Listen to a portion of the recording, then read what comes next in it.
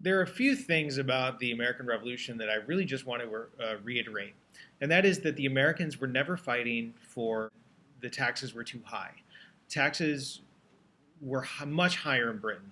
The Americans were trying to get back to that time of salutary neglect where the colonial assemblies were the ones that had the authority to tax them, and the British Parliament largely left them alone.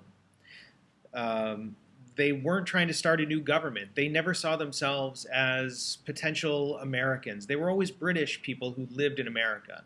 So they weren't trying to seek to form some new government. They didn't really want independence at the time of the Battle of Lexington and Concord. That was mostly an accident. In fact, at the Second Continental Congress, the Americans wrote an apology letter called the Olive Branch Petition and tried to get out of that problem.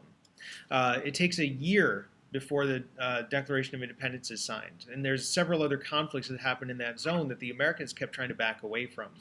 What they really wanted was to have their colonial legislatures recognized as being the ones that had the right to impose taxes, and Parliament would largely leave them alone.